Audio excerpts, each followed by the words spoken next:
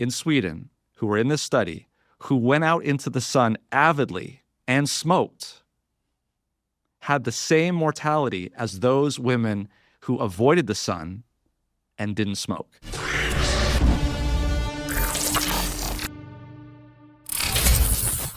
Today we discuss how to avoid getting colds, flus, and other viruses, and how to treat them to minimize discomfort, accelerate healing, and avoid long-term consequences.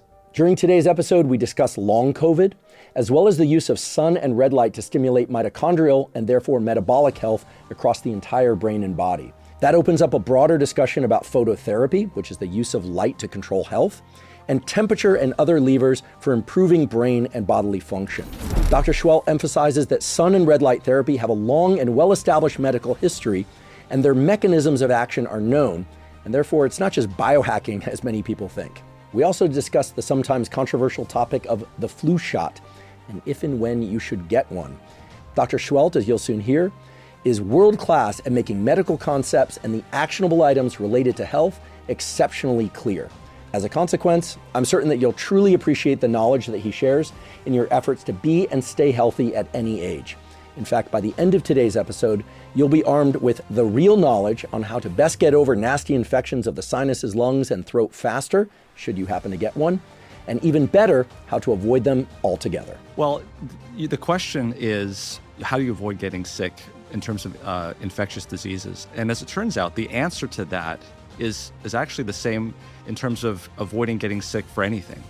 And it sort of goes to the pillars, as you call it, in my mind. There's actually a physician that I know very well just outside of Stanford, actually, in a place called Weimar University, Dr. Neil Nedley, and he's actually coined this mnemonic called New Start. And each of those letters, to me, in my mind, is something that I go to when I want to improve health in people in general. So the N starts for nutrition. And we can talk about nutrition and what that does to the human body. Obviously, as natural as possible, staying away from processed foods. That's something there. Exercise is E. And when I'm talking about exercise, I'm talking about the understanding that we have regarding exercise, not to build muscle, necessarily be stronger. I'm talking about exercise in terms of health, and that has more of a J-hook type of picture. What I mean by J-hook is if you're not doing any exercise, you're going to have higher levels of inflammation. As soon as you start to do some exercise, even mild to moderate exercise, the amount of inflammation in your body starts to come down. But as you start to do more and more exercise, you do have to be careful in terms of your general health. This is exactly what happens with athletes. They have to be very careful that when they're doing that type of elite athletic exercise, that they're not sick on the day of performance. And so that's an issue. So I'm referring to just, mild to moderate exercise is good. The next one would be W, water. So this is something that's really interesting. Obviously, it seems pretty, obvious, but not only the use of internal water, but external water. So in that area, we can talk about sauna, cold plunge, things of that nature that can actually help with our immune system. That's a whole interesting area of discussion. Mm-hmm. It involves the innate immune system. It involves interferon. There's a lot of history and data that goes back over 100 years on how that's been used. START, S-T-A-R-T. So S is sunlight. Mm-hmm. I've been a real proponent of getting people outside into the sun. And we can talk a lot about that. There's a lot of interesting research, not only in terms of sunlight, in terms of influenza, but also COVID, and just about any natural disease. A lot of interesting information there.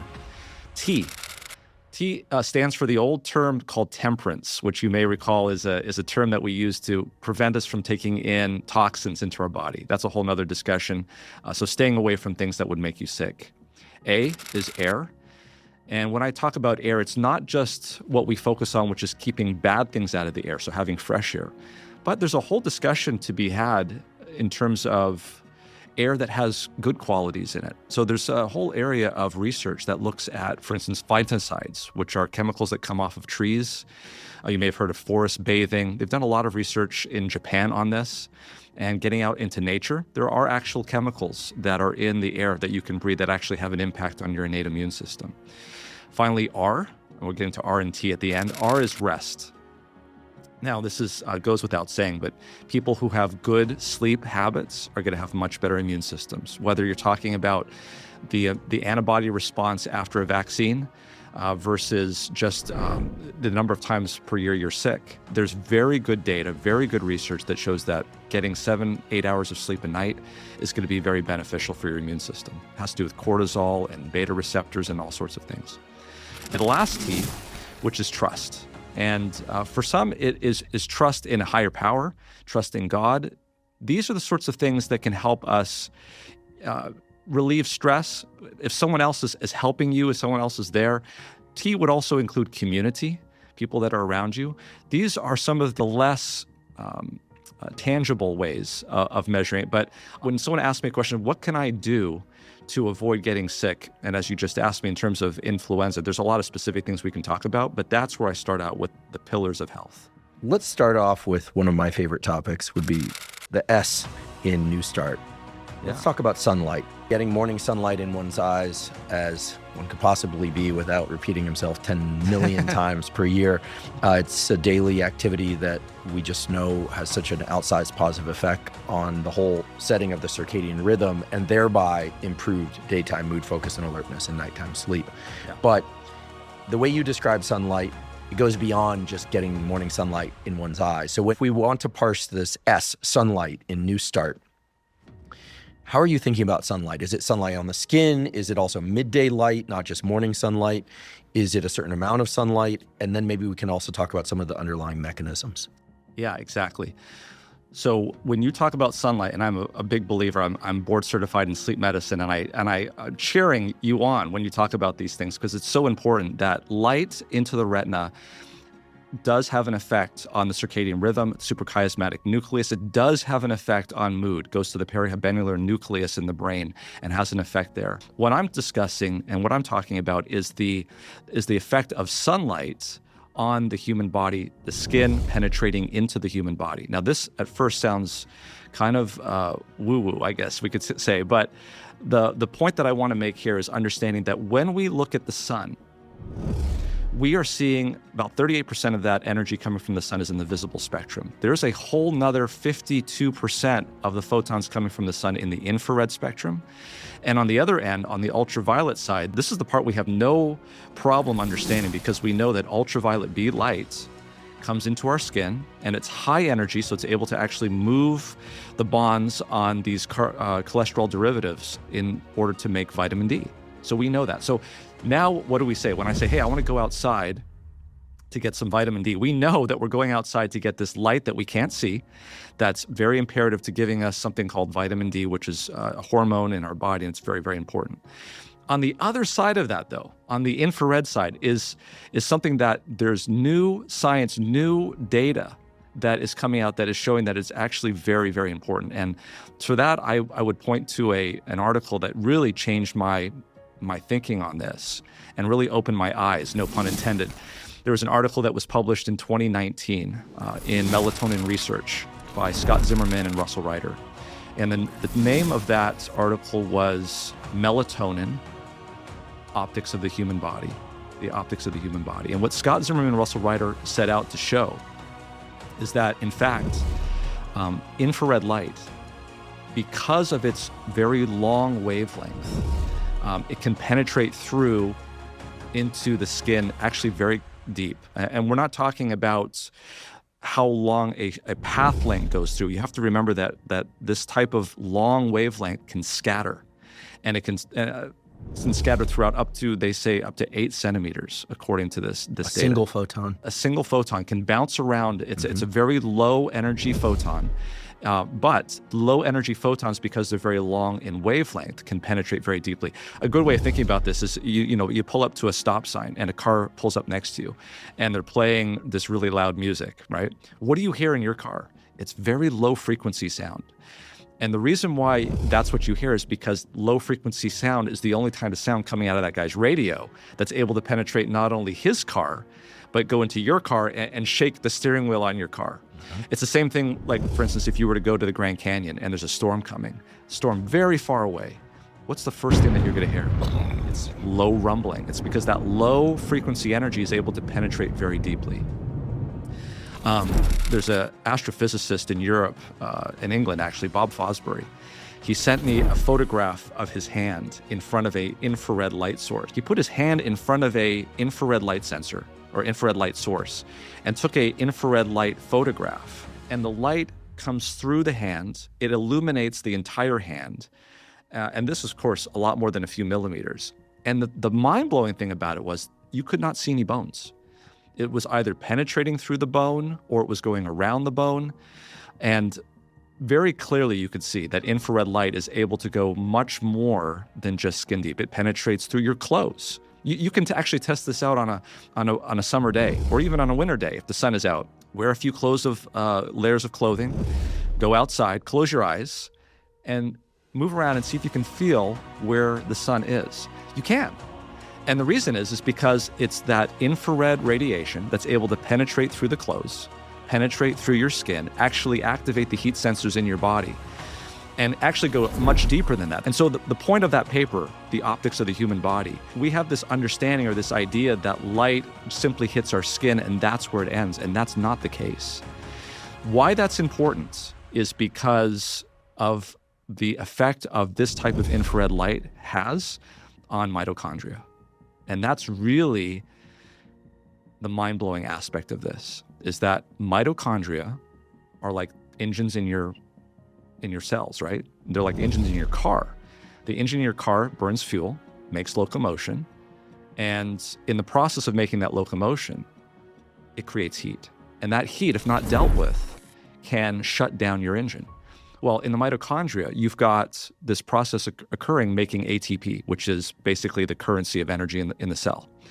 And in the process of doing this, it makes oxidative stress, reactive oxygen species. If you don't deal with those reactive oxygen species, that could shut down the mitochondria. And quite truly, just about every single chronic disease that we have in this country, whether it's diabetes, hypertension, heart disease, dementia, all of those, they all have at the root of them mitochondrial dysfunction. And this goes to a much bigger picture of the mitochondrial theory of aging. We know that after 40 years, the output of mitochondria, which is ATP, drops by about 70%. 70? 70. Can you imagine being in your house and somehow the energy production to your house drops by 70%? Can you imagine what an impact that would have on just about every function that goes on in your house? This is exactly what's happening in the cell. And so what does this have to do with sunlight? Well, here's what they've shown, that the mitochondria actually make on-site melatonin in orders of magnitude higher concentration that is made in the pineal gland. Really? Yes. So they've actually done the work where they have serotonin. They are actually labeling the carbons in serotonin and showing that melatonin in orders of magnitude higher concentration are being made on site in the mitochondria. The mitochondria always needs to have antioxidants, otherwise it's going to become damaged. Like if these free radicals are produced, the very next molecule that they bump into, it's going to change it. And if that's the mitochondria is going to be damaged. So it needs a cooling system. Just like your car has a cooling system for heat, the mitochondria needs a cooling system for oxidative stress. What's the cooling system during the day? Sunlight comes in, activates these, it upregulates melatonin, which does that. Well, when there is no sunlight, what is the cooling system then? It's the system that we've always known about. And the reason why we've always known about it is because we can draw blood samples. It's much easier to detect melatonin in the blood. And the amount of melatonin we're talking about is 20 times higher than we're picking up in the blood. So at night, the system is melatonin is secreted from the pineal gland. It goes into the blood, diffuses into the cell, diffuses into the mitochondria, and does the job. Long wavelength light can actually go through clothing. Yes. And skin. And so you can imagine that if you have a minimum of clothing on, whatever's appropriate for that context, and you get some sunlight on your skin, even on a cloudy day, some of this should be coming through. We could talk about that. It's more UV light, short wavelength light, that's going to break through thick cloud cover. Correct. Cloud cover, because it's water vapor, and water vapor does absorb infrared. It will be substantially less, but much more than being inside. And on a clear day or partially cloudy day, we're getting a lot of red light, long wavelength light, and infrared and near infrared light coming through. Absolutely. I think a lot of people don't realize that, because in this age of red light devices and infrared light devices, of which I own one and I love and I use, but people forget that the primordial and arguably, I'll say, the best source of red light and near infrared light and infrared light of the sort that we're talking about right now is going to come from the sun. Right? I mean, there's no device that can replace the sun. 100%. Okay. 100%. Yeah. Okay. So the first thing, there's one other thing that I should mention about the effect of infrared light, especially in nature. And that is that not only can it penetrate through clothes, you may remember the Sony Cam night vision thing back in the 90s, where Sony came up with a night vision camera that you could take pictures at night. And some enterprising youth, probably a man, figured out that you could use it during the day and you could see through clothes. Presumably they took that off the market. They took it off the market pretty quick, yes. But there's one other thing that's really important to understand too, and that is that, believe it or not, but the leaves on trees and grass, anything with chlorophyll, is highly reflective of infrared light. What that means is that if you go outside on a sunny day, versus going outside on a sunny day surrounded by green spaces, you're going to get probably 2, 3, 4 times more infrared light in that environment than you would without that environment. If you could check this out. You go to Google and just type in infrared photography and click images, and you will see any kind of infrared filtered light. When it shows a tree or grass, it looks like it's lit up, like it's got snow on it. It's bright white. It's very reflective. On a hot summer day, if you go outside and touch some object that's in the sun, it's gonna be extremely hot. Touch a leaf. It's not hot at all. It's because it's reflecting that light. In fact, the coolest place in a garden on a hot summer day is where? It's under a tree, because all of that infrared light is being reflected off. So, and just to jump ahead here, but we know from years and decades of data that people who live in green spaces have reduced diabetes, reduced hypertension, reduced mortality, just living in green spaces. Is it possible to tease away that effect from the other things associated with living in green spaces? Because fortunately, our audience is trained to think scientifically, and they'll know, well, it's not necessarily causal, right? People who live in green spaces tend to walk more, they tend to perhaps eat more fruits and vegetables, and on and on. So getting onto that, well, there was a study that was just done in Louisville, Kentucky. 4 square miles. They measured everybody in that 4 square miles HSCRP. What's HSCRP? It's basically it's a surrogate marker for inflammation in the body. And then they did this. They did something incredible. They brought in 8,000 plus trees, mature trees, and they planted those trees in that 4 square mile area. It took them about a year. 2 to 3 years later, they went out. Nothing, the income of these people living in this 4 square mile area did not change. Presumably, they did not do any exercise programs in this area. Everything was the same. The only thing they did was plant trees. And they went out and they rechecked everybody's highly sensitive CRP levels. They dropped by 13%. Wow. And that's about almost on the order of doing exercise 3 times a week. I should mention that CRP, C-reactive protein, has been associated with a number of blinding eye diseases, associated with inflammation, and basically everything bad you can imagine in every organ of the body: heart attack, ischemia, this kind of thing. Incredible. Yeah. So let's actually look at some data. So we've talked about, any astute person listening to this is like, okay, so you talked about a lot of observational stuff. Is there any interventional stuff? So I turned to Glenn Jeffrey, who's he's in the Department of Ophthalmology. You know him well, actually, at University College London.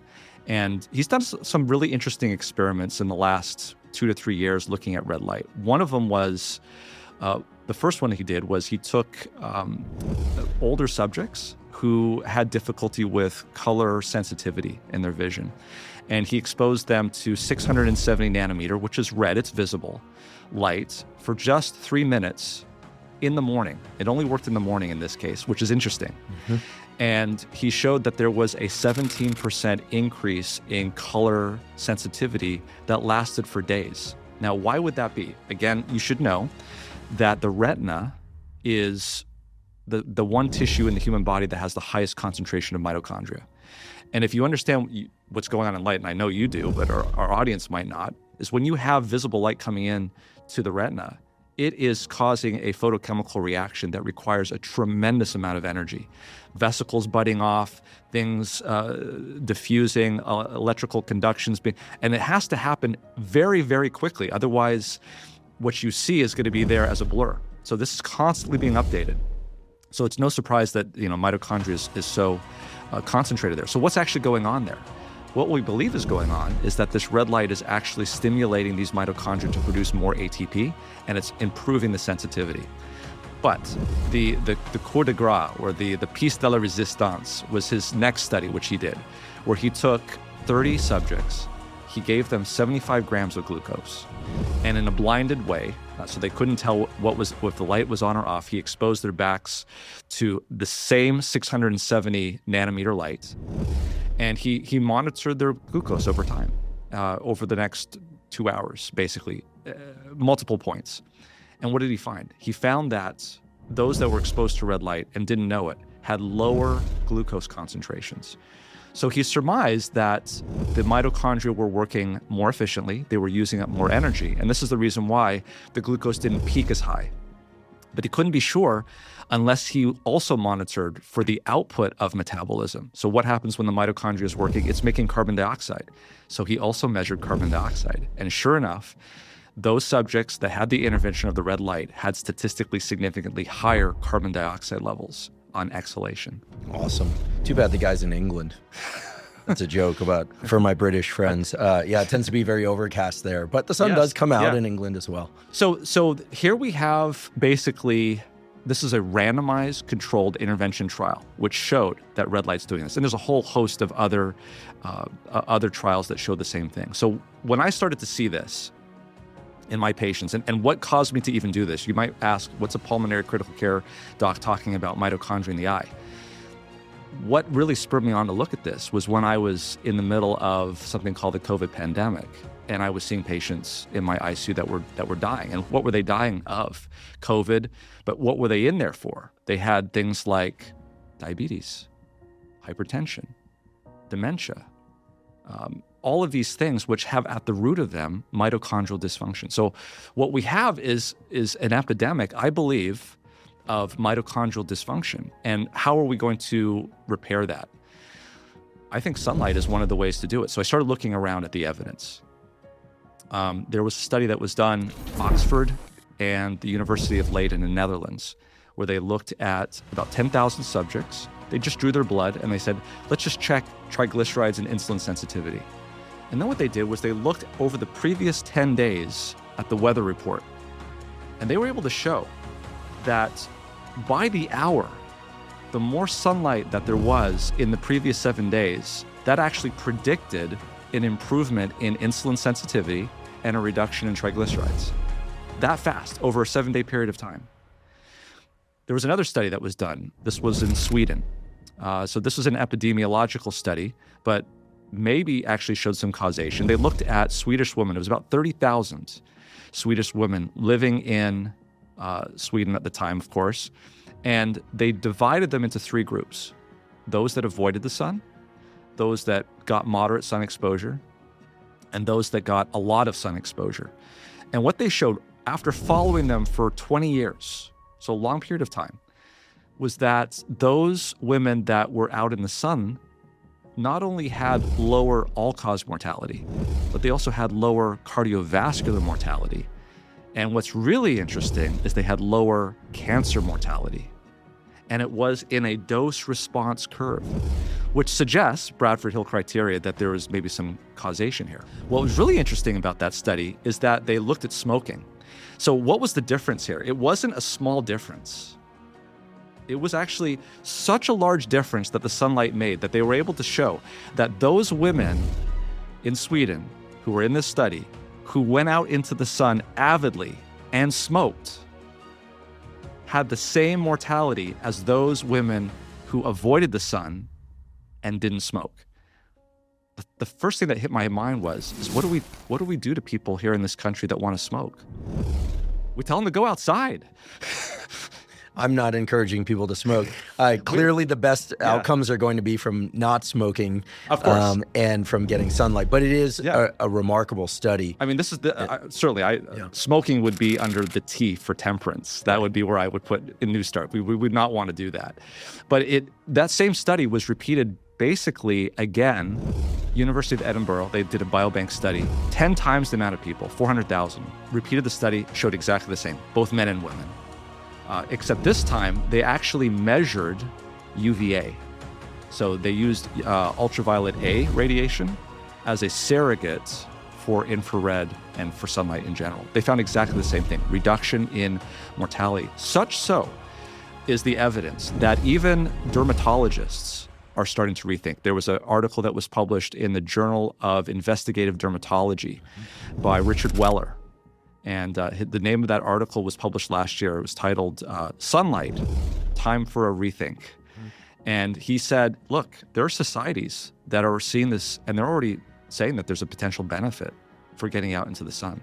Yeah, the dermatologist that I hosted on this podcast, Dr. Teo Soleimani, also happens to be a derm oncologist. So his specialty is skin cancers. And I was surprised to learn, but we've talked about it several times now offline as well, Teo and I was surprised to learn that the sunlight-induced cancers of the skin, while they do exist, that's real, right? Get too much UV exposure, you're going to age your skin more rapidly. You're going to increase the likelihood that you'll get a skin cancer. However, this was really surprising to me.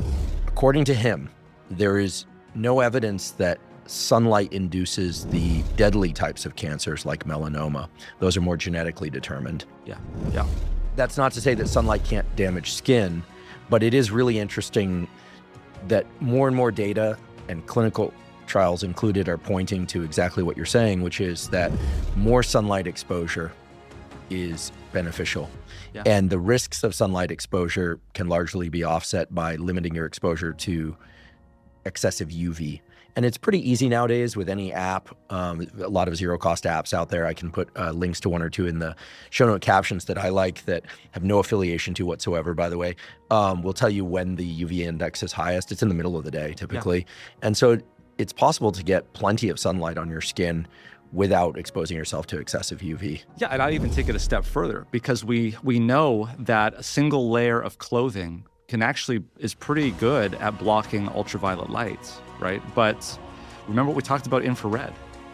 Infrared can penetrate through. So if someone is fair skinned and they're concerned about getting skin damage, wear a broad rimmed hat, put a long sleeve shirt on, but get outside, because that's where the infrared, especially if you're around green shrubs and leaves and things, because that's where you get a lot of infrared light. We know that green spaces are beneficial in terms of that. And we've talked about, Louisville, Kentucky, that there's a benefit there just by putting the tree there.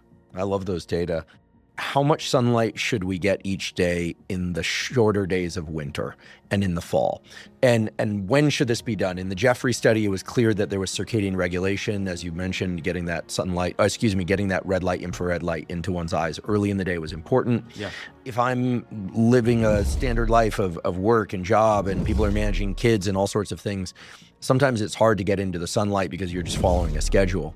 How much time each day do you recommend, independent of anything related to getting sunlight in one's eyes for circadian rhythm setting? Right. So how much time, what time of day, yeah, and what frequency across the week?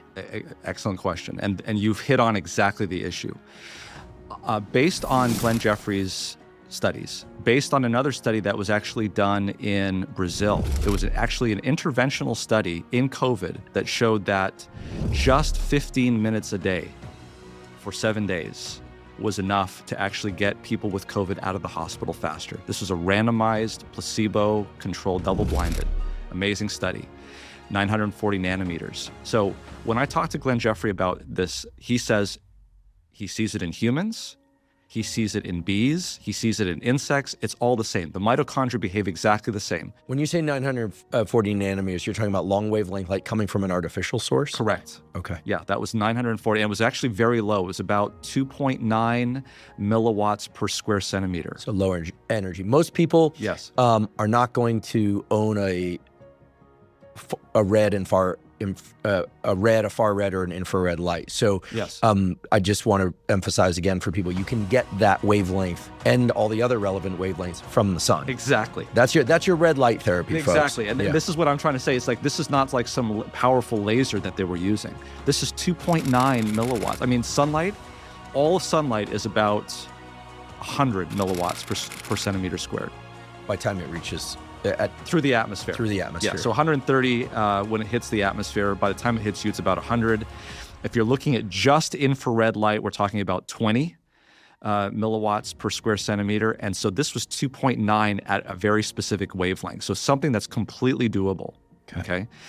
And so what they did, it was 15 minutes a day for 7 days. And what Glenn Jeffrey was telling me is that, Roger, he says, Roger, it doesn't matter if it's in insects, if it's in bees, if it's in humans. Once you hit a certain point, 15, 20 minutes, diminishing marginal utility.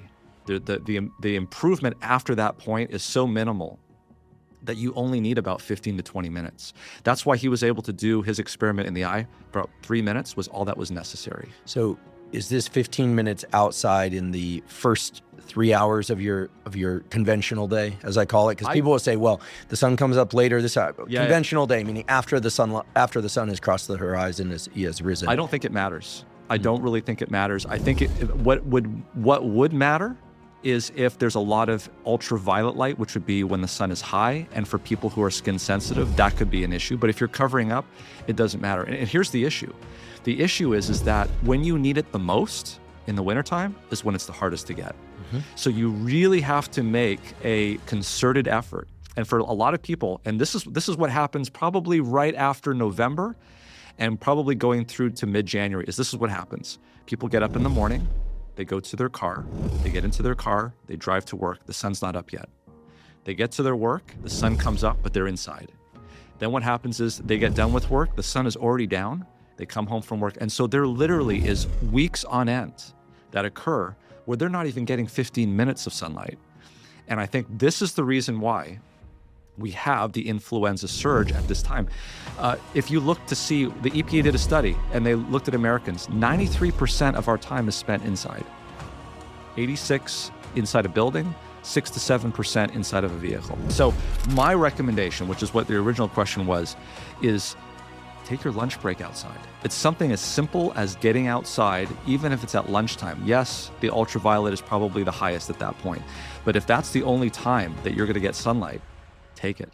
Now, for some, we can say this, I can say this, I live in Southern California. I'm blessed by 300 and some odd days of sunlight every year.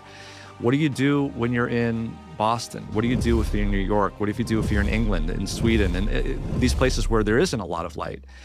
Well, there's a study that was done looking at infrared lamps, right? So you've got to be careful there, because if the infrared lamps are too high in amplitude, this result from infrared light in the body is something known as a biphasic response. And that's really important to understand. Don't come into this if you're going to get a red light therapy and think that more is better, because more may not be better. You actually could do detriment if you have the red light at too high of a level. So I would match it to what we're getting from the sun. As you said, the sunlight is your best infrared or red lamp.